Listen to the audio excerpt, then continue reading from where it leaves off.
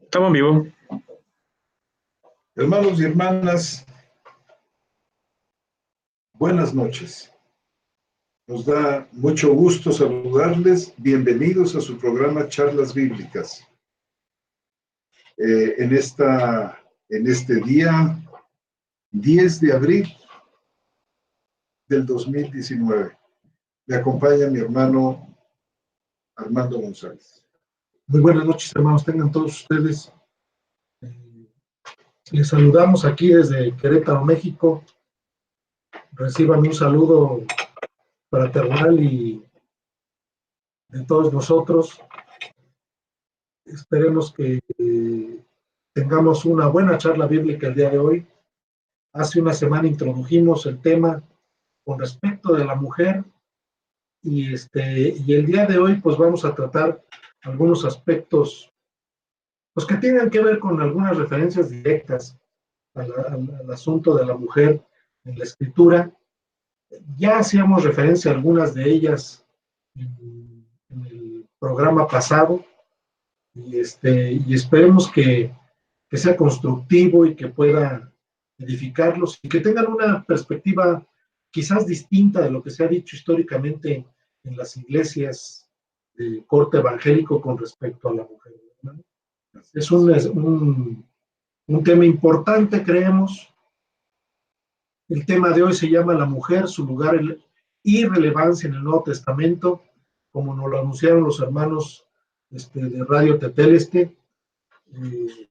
Vamos a tocar y a seguir viendo este tema. Fue una solicitud formal que tuvimos de parte de los hermanos, o expresa de parte de ellos, de que algunos querían oír cuál era nuestra postura con respecto a la mujer, ¿verdad, hermano? Entonces, el día de hoy vamos a tocar algún versículo que tiene que ver con una referencia directa a este aspecto. Entonces, pues vamos a empezar. De cualquier manera, les mandamos un saludo muy afectuoso de parte de todos los que estamos aquí, que saben que estamos participando con ustedes de este proyecto tan interesante de Radio TV. Así es, hermano. Y bueno, en esta noche nos propusimos tomar 1 Corintios capítulo 14, versículos 34 al 36. Este es uno de dos pasajes que han servido como caballos de batalla a lo largo de la historia de la iglesia. Yo creo que más o menos a partir del siglo IV para acá, usados muy a menudo para pretender, a través de muchas veces de una mala traducción, y en otras ocasiones de una peor interpretación, silenciar a las mujeres, reducirlas prácticamente a la nada, terminar con su ministerio y su participación en la iglesia, hacerlas a un lado, prácticamente erradicarlas, callarlas, y esto en grave detrimento de la visión de la iglesia que nos encontramos en el Nuevo Testamento. Y nosotros creemos que ha sido una injusticia muy grande cometida. Ojalá que al final algunos de nosotros podamos ver esta situación en particular y con humildad podamos reconocerlo y podamos pedir perdón a nuestras hermanas por una grave injusticia cometida a lo largo de muchos siglos. Una presencia de un patriarcalismo verdaderamente intransigente que ha hecho mucho daño, hermano. Claro. En esta relación donde todas las cosas son hechas nuevas, una relación donde el sustento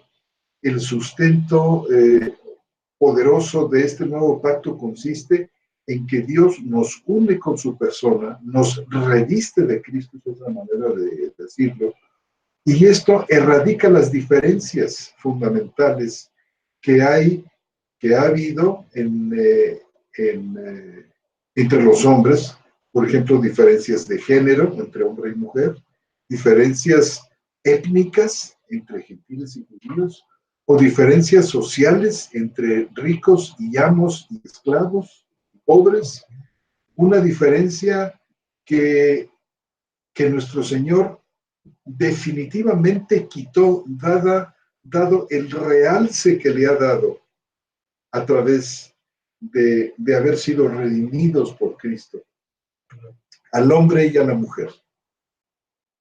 Y generalmente los dos versículos que se citan, mal se entienden, mal se enseñan, son, por ejemplo, 2 de Timoteo capítulo 1, al cual nos referiremos en estudios posteriores, y este que vamos a tratar de tocar en esta ocasión, Es el de 1 Corintios. Que es el de 1 Corintios capítulo 14.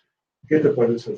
Bien, yo creo que valdría la pena, ahorita que vamos a abordar el versículo, pensar que en el transcurso de la obra del Espíritu Santo, a partir de que cayó en Pentecostés al día de hoy, se han escrito muchísimas cosas acerca de la Biblia. Hay de manera importante grandes escritores, hermanos que han aportado el conocimiento de la Biblia y a un conocimiento que puede ser muy de la parte contextual del cristianismo, muy de adentro, hermanos que nos han ayudado a entender las cosas. Dentro de las cosas, muchas que han escrito, tiene que ver un aspecto fundamental que yo creo que son aquellas reglas que han desarrollado algunos hermanos para que podamos tener una aproximación de interpretación más acercada a la escritura, ¿no? Una de las reglas que hay es un principio que se conoce como el principio de armonía, es decir, cómo los textos van armonizando en el contexto global de la escritura, no solo en el Nuevo Testamento, sino en el Antiguo Testamento. Es decir, esta armonía de textos es muy importante. Cuando algo brinca, es decir, cuando algo no entra en la armonía, sino que se sale fuera de eso que venimos, convendría hacer entonces un alto, es decir, analicemos el texto de mejor manera para ver en qué parte se sale o en qué parte a lo mejor el referente que tenemos no armoniza con el texto en general, ¿no? Hay muchos textos que tienen ese sentido. Por ejemplo, podemos poner que aquel mandato o aquel imperativo que el Señor le da a Pedro, en el sentido de que todo lo que atares en la tierra será atado y será desatado de alguna manera, ¿no? Con respecto al perdón de los pecados, pero en la armonía del texto, en la armonía de la Biblia, nosotros no vemos en ningún lugar que Pedro se atreva a perdonar pecados. Es decir, lo que Pedro escuchó de parte del Señor tuvo una interpretación distinta a la que se le da al día de hoy, principalmente por algunas estructuras religiosas, ¿sí? Donde el hombre tiene la posibilidad de perdonar pecados, pero Pedro no lo hace en ningún lado. ¿Qué quiere decir? Quiere decir que entonces Pedro entendió otra cosa de ese imperativo que le da el Señor. Es decir, Pedro entendió que el perdón de los pecados era en función de la promulgación de la palabra, porque es la palabra misma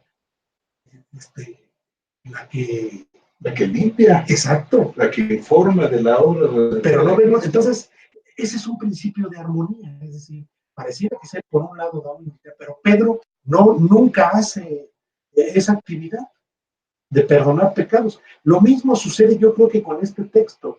Si nosotros vemos el texto de 1 Corintios 14, donde dice, es más, vamos a leerlo. El texto de 1 Corintios capítulo 15, vamos a leer del 33, 14, hermanos, es capítulo 14, versículo 33. Dice, porque Dios no es de desorden, sino de paz, como en todas las iglesias de los santos, punto. Las mujeres callen en la congregación, en las congregaciones, porque no les es permitido hablar, sino estar sujetas como también lo dice la ley. Pareciera ser que cuando estos textos se leen en las congregaciones, yo lo llegué a oír, o sea, yo lo llegué a oír en la congregación donde existía anteriormente, donde solamente leían la parte A del versículo, ni siquiera la parte B, que bueno, sería importante también leer la parte B, y la parte A dice claramente, las mujeres callen en las congregaciones porque no les es permitido hablar. Si ahí te quedas, pues entonces ahí se queda la iglesia en ese contexto y en ese conocimiento. Pero, no solamente el principio de armonía, sino el principio que tiene que ver con el contexto en el cual se habla, y el contexto puede ser, pues, ¿qué dice de manera previa Pablo y qué dice de manera posterior? ¿O qué dice en todo el contexto de Corintios, o bajo qué contexto se dio Corintios? ¿Y qué dice en otras cartas, pensando en el contexto de Pablo? Es decir, ¿qué dice acerca de ello en Romanos? ¿Qué dice acerca de ello en Efesios? ¿Qué sí? Pero en el mismo contexto de Corintios, yo veo en el 11, capítulo 11, versículo 5, donde hay una discusión con respecto al pelo de la mujer, pero fíjense cómo dice, pero toda mujer que ora o profetiza con la cabeza descubierta, afrenta su cabeza, pues es igual a una que ha sido rapada. Aquí el problema no es, el problema que vamos a tratar, no es un problema de que tengamos que ver con el asunto de la cabellera de la mujer. No, aquí lo que estamos viendo es la actividad de la mujer. Una mujer que ora, ¿o qué? O profetiza. Pero si nosotros vemos el profetizar en el contexto de 1 Corintios 14, y en 1 Corintios 14,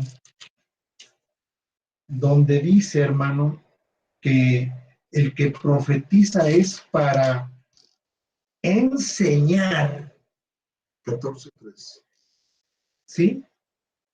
Dice, porque el que profetiza habla a los hombres para edificación y exhortación y consuelo, pero más adelante habla también, hermano, de que el que profetiza también tiene una función de convencimiento, de enseñanza. de enseñanza. Ahorita se los digo en dónde está, hermanos. Es decir, pareciera ser que entonces el profetizar tiene un propósito, el propósito de enseñar, ¿sí? ¿Será el 24 en adelante? El 24 dice, pero si todos profetizan. O el 29, perdón. El 29. No, ahorita te digo exactamente sí, cuál es, hermano. Es decir, la actividad de profetizar está relacionada con un aspecto que tiene que ver con la enseñanza.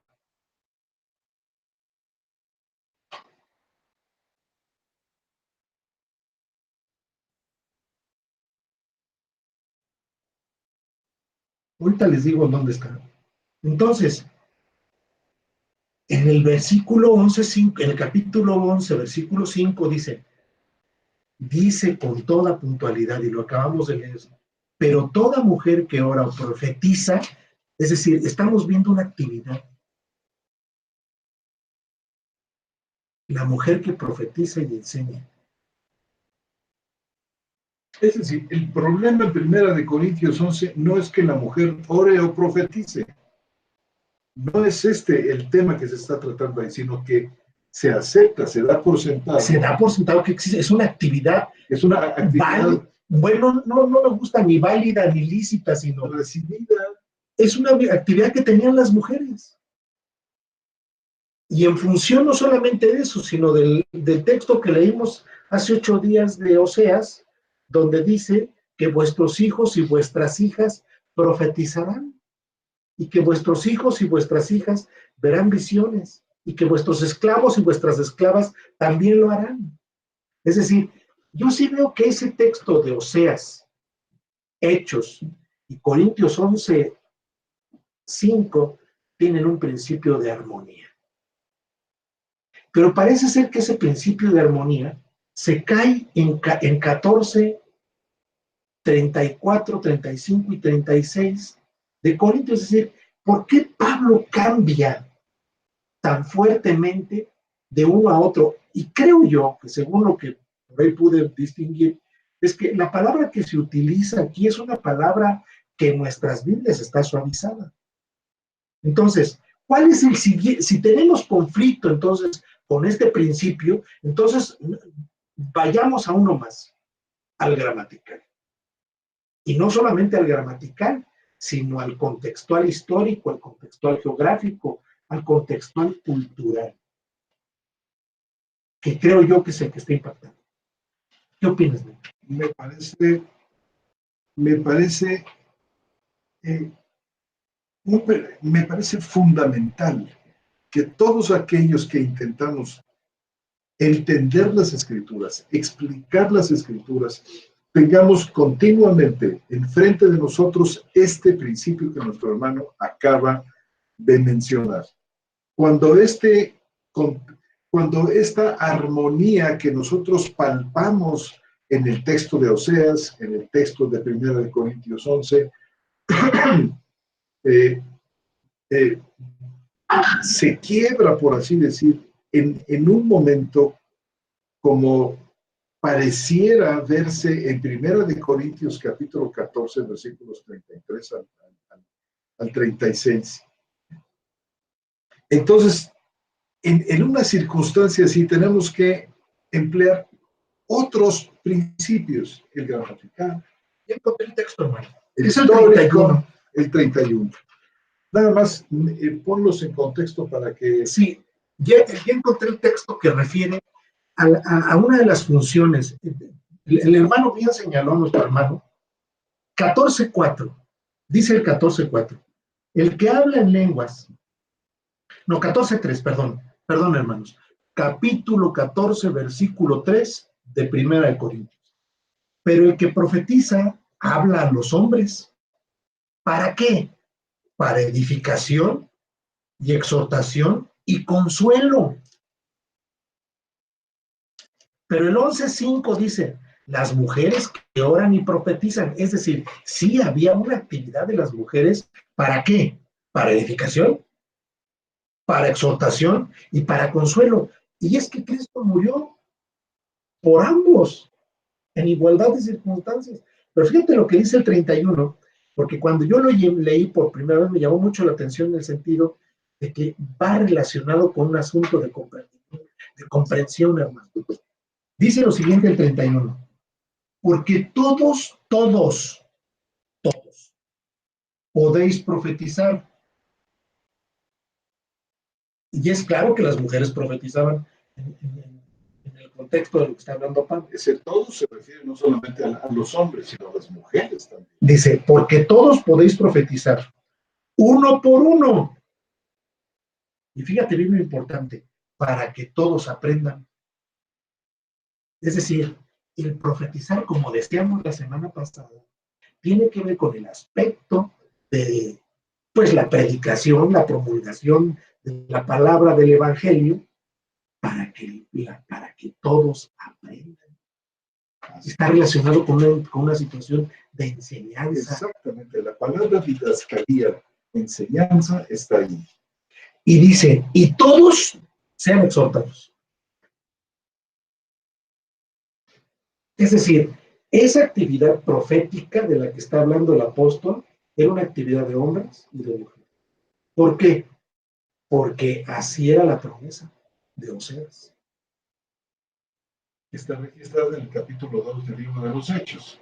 En los postreros, en Joel dices tú. En Joel, perdón, sí, perdón. Yo también me equivoqué diciendo Oseas. Es Joel. Joel, en los postreros tiempos derramaré de mi espíritu a toda carne, y vuestras hijas y vuestros hijos profetizarán. Estoy parafraseando, hermanos. Hermanos, es tan importante, y hermanas queridas, es tan importante captar con detalles estas partes tan importantes de la profecía y de la función de la profecía en la iglesia. Yo creo, hermano, que esto, dado que las mujeres profetizaban, Claro, como una actividad dada por el Señor, perfectamente recibida y practicada en todas las iglesias de Pablo. entonces, ¿por qué las callan? O sea, Entonces, ¿por qué las callan? Evidentemente hay, fíjate, el que leímos fue el 31, hermano, versículo 31. 14:31. Porque todos podéis profetizar uno por uno para que todos aprendan y todos sean exhortados. Pero inmediatamente en el 34 dice las mujeres callen en las congregaciones. Es decir, ¿qué pasó ahí con Pablo? Entonces, es a donde el comentario que estoy haciendo es, ¿vale la pena entonces pararnos, detenernos y hacer un estudio más juicioso, no solamente con referente al principio de armonía y al contexto que ya vimos, que el contexto apunta y el principio de armonía apunta para otro lado, no el de callar? Porque Pablo viene hablando de una actitud y una actividad de todos en la iglesia, de mujeres y de hombres, o de hombres y mujeres. No puede ser que Pablo en 2 versículos abajo ya cambió totalmente y ahí te va la otra. En ningún otro lado, en el pensamiento del apóstol Pablo, se ve que tengan que callarse las mujeres. Alguien podría decir, bueno, en segunda de Timoteo capítulo 1 sí, pero no es así como cuando, como ahora que lleguemos a estudiar este pasaje. Fuera de este pasaje de segunda de Timoteo 1, también tan malentendido, hermano, es que esto es muy cierto, es muy importante. No hay un solo lugar en las cartas, en todas las cartas de Pablo, donde se mande a la mujer que se calle, que se le silencie, que la profecía es solamente para los hombres. El todos podéis profetizar, hermano, es totalmente inclusivo. De otra manera, entonces, ese todos realmente ya no son todos. Y entonces la mujer pierde, por así decir, su condición de ser, podemos decir, ciudadana de primera clase del reino de Dios, ciudadana de primera clase dentro de la iglesia. Entonces nos estamos manejando como en la época de la sinagoga, donde las mujeres eran relegadas y colocadas en una habitación especial, separadas con una celosía del resto de las personas en la sinagoga, reducidas ya. Me parece que desde el templo había eso. ¿Sí? Me parece que había un lugar para las mujeres y otro lugar para los hombres. Hay el atrio de las mujeres y el otro de los hombres. Pero esto no reducía a la mujer, pero en la sinagoga sí se la reduce, hermano. Porque entonces todas las discusiones, toda la enseñanza que se daba en la sinagoga era para el hombre. Si precisamente lo que viene a ser una novedad en los días de Pablo es que la instrucción se da también a las mujeres, porque tradicionalmente no se daba a las mujeres. Fíjate. ¿Cómo dice Romanos 16:1? ¿Te acuerdas, hermano? No, en este momento no, pero tú que eres expertazo. Ahora recomiendo a Febe, nuestra hermana, que es servidora de la iglesia que está en Sencrea. Servidora. Fíjate, realmente una novedad que Cristo nuestro Señor tomara en consideración tanto a las mujeres, como es que ellas lo servían con sus bienes, con su ayuda, con su presencia, Algo que no había ocurrido jamás. No había un solo personaje de la nobleza judía, de las autoridades judías, de los rabinos judíos que hubieran hecho semejante deferencia hacia las mujeres. Pero el Señor sí lo hizo. Y al Señor le importaba que las mujeres aprendieran y escucharan precisamente por el lugar que tendrían en esta renovación de todas las cosas.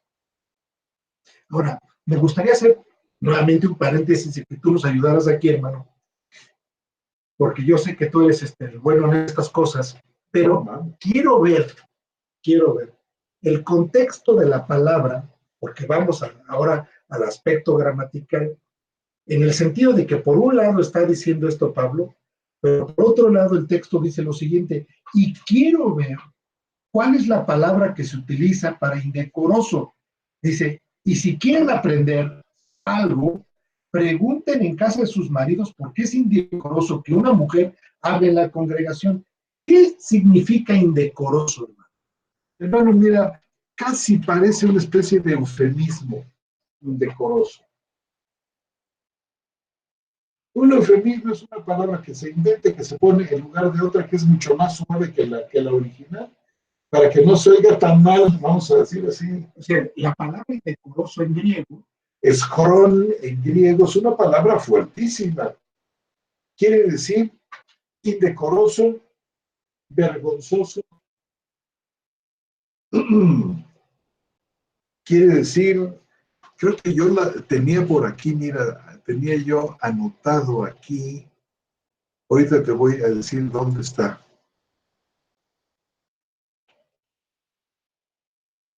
ascrón. Sí.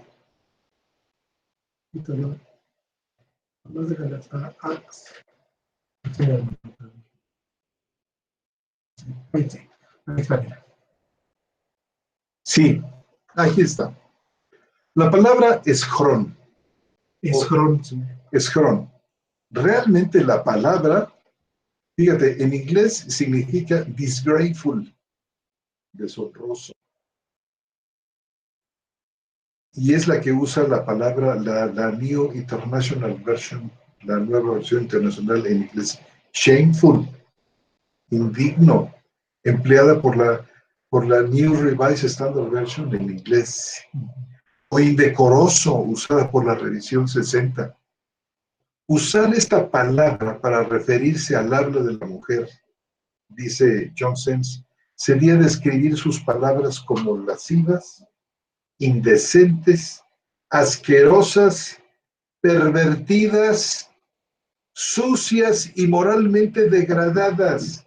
Eso significa escrón. Y entonces la pregunta es, ¿podemos siquiera nosotros imaginarnos a Pablo describiendo de semejante manera cualquier expresión pronunciada por las hermanas en Cristo en la asamblea?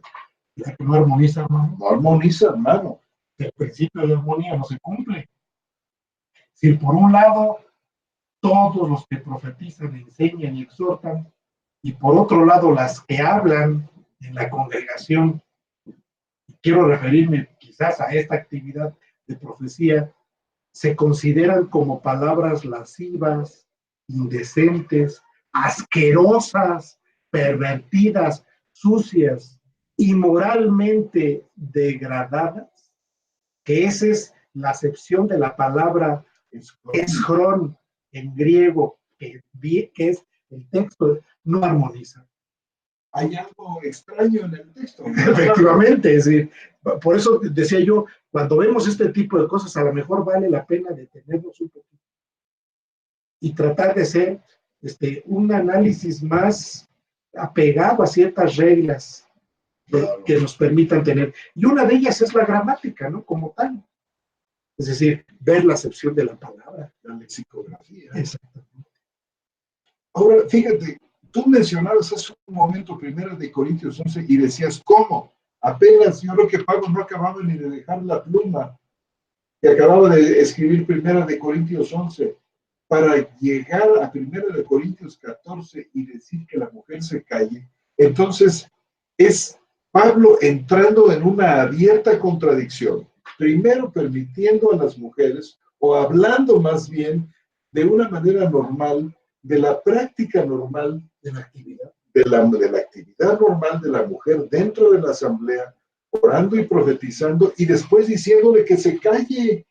Y que se calle porque sus palabras son indecentes, asquerosas, pervertidas, sucias y moralmente degradadas. Entonces decimos, un momento, ¿será que Pablo está escribiendo esto directamente o será que Pablo está haciendo referencia a aquellas cosas que le habían escrito? Fíjate, en 1 Corintios 7:1, hermano, dice así. Y de hecho parece como si se dividiera en dos la carta, fíjate. En el 7:1 dice, ahora acerca de las cosas que escribisteis. O sea, Pablo recibe una carta, Sí. que es la que da pie a una serie de correcciones. Comenzando aquí, por ejemplo, con con los problemas matrimoniales, capítulo 7. En el capítulo 8, cuestiones que tienen que ver con el conocimiento y el amor. En el capítulo 9, con los derechos que tienen los apóstoles. En el capítulo, en el capítulo 11, por ejemplo, el problema del uso del velo, el problema de los abusos en la cena del Señor, problemas en cuestiones de los dones, capítulo 12 de la profecía, 13 y 14, y luego un problema doctrinal que era el problema de la resurrección, al cual Pablo se dirige en la última parte de esta carta. Es decir, Pablo aborda en esta segunda parte, del 7 al 15, problemas que estaban existiendo en la iglesia de Corinto, y él recibe una carta. Por eso dice, ahora, acerca de lo que escribiste. Y ahora es muy interesante, porque en la primera parte de la carta, del 1 al 6, Pablo se dedica a contestar también y a ajustar una serie de males que le habían llegado a él a través de los de Cloí, de la casa de Cloí, que llegó a visitar a Pablo. Pablo estaba en Éfeso cuando escribe esta primera carta. Fíjate, dice en el capítulo, primero de los Corintios, en el capítulo 1 y versículo 11. Porque he sido informado acerca de vosotros, hermanos míos, por los de Cloé, que hay contiendas entre vosotros. He sido informado, es decir, hay personas que salieron de la iglesia de Corinto para ir a hablar con Pablo, que estaba en Éfeso, atravesaron ese tramo del mar para irle, pero creo que es el Adriático. Lo atravesaron para ir a ver a Pablo y decirle, hermano Pablo, están pasando estas cosas. Problemas, por ejemplo, de divisiones, en el capítulo 3, el problema de inmoralidad en el capítulo 5, el problema de que se estaban llevando a los tribunales problemas que debieron resolverse en el seno de la congregación, litigios. Todas estas cosas son situaciones a las cuales Pablo se dirige, Pablo aborda para dar una solución. Después, en el capítulo 7, Pablo está dirigiéndose, una vez que abordó suficientemente en su opinión los problemas que le habían planteado los hermanos de la casa de Cloé. Entonces Pablo pasa a tratar los problemas de aquella carta que había recibido. Por eso dice, acerca de las cosas que escribiste. Es decir, yo creo que Pablo cita muchas palabras y muchas cosas que se estaban diciendo en la iglesia de Corinto, hermano, que estaban trayendo problemas. Y yo creo que una de estas cosas es lo que estamos leyendo en 1 Corintios capítulo 14, versículos 34 al 36. Estaban diciendo, estaban enseñando cosas que no armonizaban con el mensaje del evangelio que Pablo les había dado. Por ejemplo, el uso de esta palabra schron te da la idea de que, vamos, por lo fuertísimo que es, una palabra que Pablo jamás habría usado para referirse a la participación o un hermano de la iglesia, o algún hermano. Y fíjate que cuando analizamos un poco más de cerca, 1 Corintios 34, 14, 34, nos damos cuenta que hay muchas cosas que están fuera de contexto y fuera de armonía y que también son claves que nos permiten ver que no es Pablo el que está diciendo estas cosas, no es Pablo el que está callando, es más bien Pablo quien está refutando a aquel indecente en la iglesia de Corinto que estaba queriendo callar a las mujeres. Fíjate, por ejemplo, cómo dice en el versículo 34, hermano.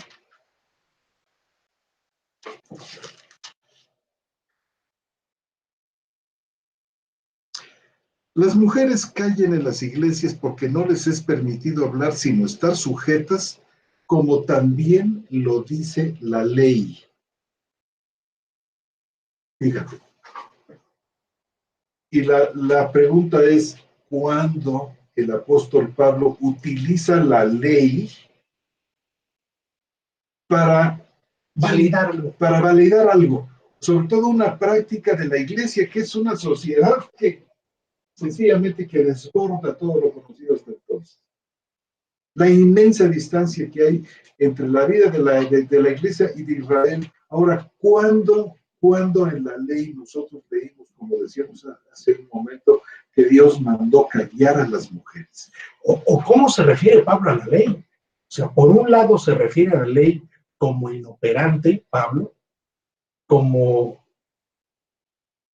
anticuada, es decir, como una ley que no es para salvación y que ahora sí refiere a la ley para que las mujeres se callen. Otra vez, no hay armonía, ¿no? Claro, es decir, Pablo está utilizando la ley judía para instruir a los gentiles que nunca estuvieron bajo la ley judía. Otra vez no hay armonía. Dime tú, díganme ustedes, hermanos y hermanas. El apóstol Pablo es muy claro que Dios hizo un pacto con los judíos, ni siquiera con los padres de ellos, como dice el libro de Deuteronomio en el capítulo 5, hermanos, un versículo que en otras ocasiones hemos tratado, pero que vale la pena hacerlo una vez más aquí. Deuteronomio capítulo 5, ¿cómo es que los gentiles no estamos, hermanos, bajo? No, el 6.14 de Romanos, hermanos. 6.14 de Romanos. O sea, Dios dice de Deuteronomio, Dios no ha hecho un pacto más que con los que están vivos aquí hoy, con los descendientes de... Dice, porque el pecado no se enseñará de vosotros, pues no estáis bajo la ley, sino bajo la gracia. Entonces, ¿cómo es que en Corintios les dice, la mujer calle, dice, las mujeres callen en la congregación, porque no les es permitido hablar, sino estar sujetas, como también lo dice la ley? Es decir, por un lado Pablo dice que no estamos bajo la ley, y por otro lado valida que las mujeres se callen porque están bajo la ley. Ahora, Pablo, cuando refiere muchos versículos, Pablo no era un tonto, o sea, Pablo era un judío, un hebreo de hebreos, una persona letrada. Si hubiera algún texto referente a esto de la ley, lo cita, hermano. ¿Por qué no lo cita? ¿Por qué ley viene con minúscula? ¿De qué ley está hablando Pablo? Ese es el asunto. ¿De qué ley está hablando Pablo? Por lo pronto, no puede referirse, aparte de la incongruencia de utilizar la ley para establecer prácticas dentro de la iglesia, porque la ley ya no es operativa ni siquiera para los judíos. Como dice la carta a los hebreos, ha habido un cambio de pactos, un cambio de ley. Y menos validar una actividad de la iglesia. Mucho menos. Es decir, está hablando de otra ley. ¿De cuál ley? Y aquí es, hermanos, donde realmente necesitamos, como decimos, hilar fino. ¿Sí? Armonizar, principio de armonía. Esto. Es decir, hermanos, fíjense ustedes, el contexto, utilizando uno de estos elementos gramaticales, lexicográficos, culturales, históricos, el problema hermanos, que plantea nuestro Señor a los judíos de que ellos estaban invalidando la palabra de Dios por sus tradiciones. ¿Por qué texto? Eso, fíjate nada más, invalidar la palabra No, por las tradiciones. han invalidado el mandamiento El de Dios mandamiento de Dios. por preceptos humanos. Y fíjate tú que esta tradición a la que se refiere repetidamente nuestro Señor en su conflicto con las autoridades judías, hermano, esta ley, fíjate que... ¿Me permites leerlo, hermano? Sí, por supuesto. ¿Me permites leerlo? Es en Marcos 7. Marcos 7 dice, entonces él les dijo, bien profetizó Isaías acerca de vosotros. Fíjate cómo les dice, ¿eh? Fuertísimo, dice. Entonces él les dijo, bien profetizó Isaías acerca de vosotros los hipócritas. Como está escrito, este pueblo me honra de labios, pero su corazón está lejos de mí.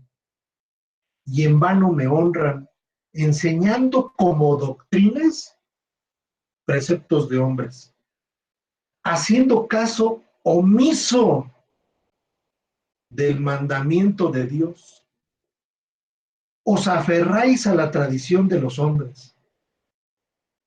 Como también, como les decía también, dice, qué bien invalidáis el mandamiento de Dios por establecer vuestra tradición. Y más adelante dice, invalidando la palabra de Dios con vuestras tradiciones que transmitéis y hacéis muchas cosas semejantes. Es decir, pareciera ser que esto era una práctica judía. Claro. Una práctica judía donde los judíos estaban haciendo a un lado la palabra de Dios y estaban haciendo su propia interpretación de la palabra. Y también su propia ley, hermano. Porque lo que resultó de ¿qué fueron estas tradiciones, estas doctrinas y preceptos de hombres, hermano? Llegaron a convertirse. Fíjate, y la gente, las autoridades judías le daban más crédito a estas tradiciones judías que al mismo mandamiento de Dios, por eso lo invalidan, lo reducen a la nada. En su lugar ponen la enseñanza de los hombres. Y fíjate, voy a leer aquí un pasaje que sencillamente al oírlo, hermano, te va a parecer y les va a parecer a los hermanos increíble. Y esto está en el Talmud, que llegó a ser este compendio de leyes, aunque funcionaba todavía en los días de Cristo en parte de manera oral, y fue hasta después que se puso por escrito. Ya había muchas cosas que circulaban por escrito desde entonces. Y fíjate tú, este famoso Talmud, que era una parte de la Mishnah. Fíjate, para que nuestros hermanos y hermanos... Sí, hermano, tienes tu razón. Dice, la Mishnah, que significa estudio o repetición, estoy citando simplemente lo que ustedes pueden leer en la Wikipedia o en cualquier libro de historia judía, como el libro de Schürer, como el libro de etcétera.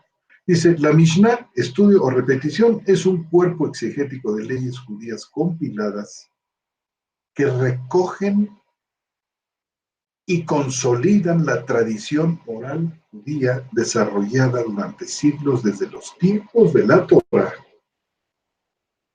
o ley escrita hasta su codificación a manos del rabí Yehuda Hanasí hacia finales del siglo II después de Cristo. Dice, este corpus iuris o cuerpo de jurisprudencia, esta jurisprudencia llamada Mishnah, es la base de la ley judía oral o rabínica, la cual junto con la Torá o ley escrita conforman la llamada halajá. A su vez, la Mishnah fue ampliada y comentada durante 3 siglos por los sabios de Babilonia, la famosa Gemara. En tanto la Mishnah original y su exégesis o Gemara recibieron conjuntamente el nombre. Este Talmud, estas leyes, hermano, que tenían carácter vinculante, Dice ahí, carácter obligatorio. exegético. Es decir, cuando dice ahí que es un cuerpo exegético, yo entiendo que lo que los judíos hicieron fue hacer entre ellos un exégesis de la palabra para construir un documento paralelo que era un documento normativo para ellos, haciendo a un lado la palabra del Señor. Le llegaron a llamar ley a este cuerpo. Se llegó a tergiversar de tal manera este concepto que los judíos, cuando citaban el Talmud o citaban cualquier parte de la Mishnah, la llamaban la ley, con ese carácter autoritativo que originalmente tenía la ley. Fíjate lo que se dice en el Talmud, en la parte que se llama Eruvin, en la sección 21b. Dice ahí: hijo mío, sé más cuidadoso en observar las palabras de los escribas que las palabras de la Torah. Lo voy a repetir. Hijo mío, sé más cuidadoso en observar las palabras de los escribas que las palabras de la Torah. Es decir, la tradición humana, aquella que invalidó el mandamiento de Dios, se convirtió en primordialmente una regla normativa que la misma escritura. Esto es. Entonces, cuando Pablo está citando en 1 Corintios 14, 34, que dice: porque no les es permitido hablar sino estar sujetas, como también lo dice la ley. Es decir, Pablo está ironizando. Pablo, por supuesto que está ironizando y no se está refiriendo a la ley de Moisés, porque Pablo sabe, y los mismos judíos, los que conocían la Torá, saben que no existía ninguna prohibición para que la mujer callara. Entonces, ¿a qué ley se están refiriendo? Pues a una ley que sí calla a las mujeres, una ley que sí las reduce a la nada, una ley que sí cree que las palabras de las mujeres sean escorón. Y en este momento voy a pasar a citar esta ley. ¿Qué ley es? El Talmud. O sea, los judaizantes que estaban en Corinto estaban enseñando, supuestamente basados en la ley, pero no en la ley mosaica, sino en el Talmud. Porque la ley mosaica, además, en ningún lado dice que la mujer se calle. Exactamente, en ninguna parte dice. Nuevamente hay un principio de armonía, hermano. Claro. Es decir, tanto en toda la ley, que son 613 mandamientos, no hay ningún mandamiento que diga que la mujer se calle.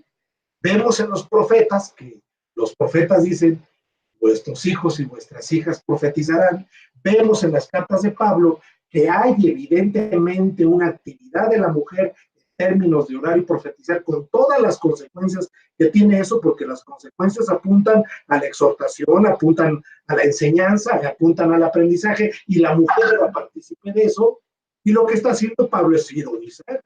Entonces dice: sí, entonces que las mujeres se callen en la congregación, como lo dice la ley.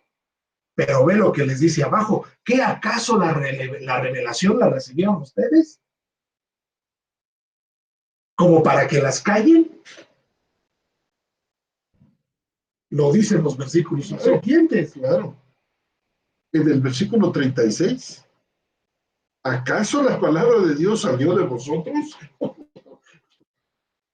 Porque son ellos los que dicen, al colocar esta ley en primerísimo lugar, es decir, es una ley que ha salido de ellos, no de Dios.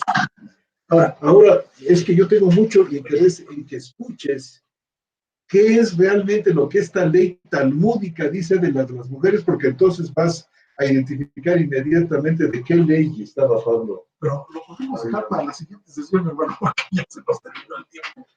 Se nos ha acabado el tiempo y vamos a dejar este asunto en suspenso para que nos vuelvan a escuchar. Sí. Y hermanas, ¿qué dice el Talmud acerca de qué cosas espantosas dice el Talmud acerca de la... Yo quisiera que tratáramos eso y que tratáramos de una partícula disyuntiva que se utiliza en el griego entre el versículo 36 Se utiliza 35, 2 veces. 2 veces, que nos lo explicaras. ¿Cómo no? Pero para la próxima vez. Me parece perfecto. Hermanos, muchas gracias. Entonces, tenemos 2 cosas, seguramente que nuestros hermanos, hermanas, y probablemente por aquí algunos contradictores a los cuales saludamos,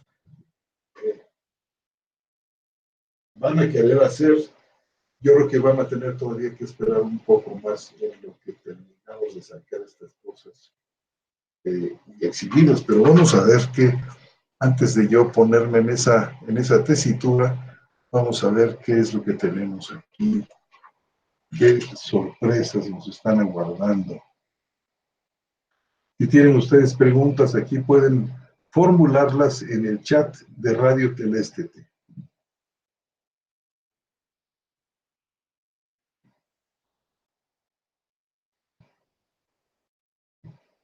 Y nos saluda nuestro hermano Jesús Lozada, desde la Ciudad de México. Nos saluda también Javier Bárcenas. Saludos. Jiutepec, hermano. De Jiutepec. Morelos. Dios los bendiga, hermanos. Nuestra hermana Marlene Echeverría. Desde Washington. Saludos, hermanos. Un saludo, hermana. Saludo muy cariñoso para los 3. Quizá nuestro hermano Jesús, que siempre nos hace el favor de transmitirnos, de pasarnos las preguntas que surgen en el chat del YouTube, que quisiera pasar por aquí, si es que hubo preguntas o hubo comentarios.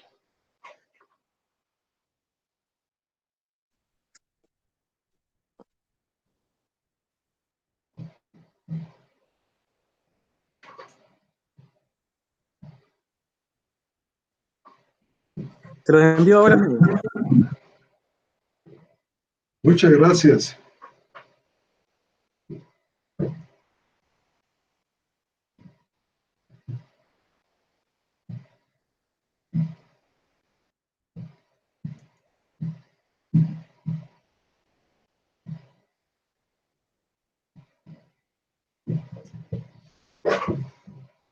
Así es que tenemos muchas cosas interesantes que compartir para nuestro siguiente estudio. Sí, vamos a hacer lo más explícito que podamos, hermanos. Muchas gracias por su atención y por su conexión, hermanos, a estas charlas bíblicas.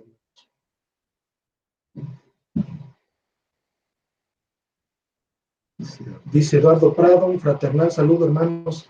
Gracias por abordar este tema que es tan importante para contrarrestar nuestra cultura machista disfrazada de Biblia. Gracias, hermano. Un saludo fraternal y un abrazo. Amén, hermano, un fuerte saludo. Parece ser que nuestro hermano Eduardo solamente tenemos en este momento de abordar una situación.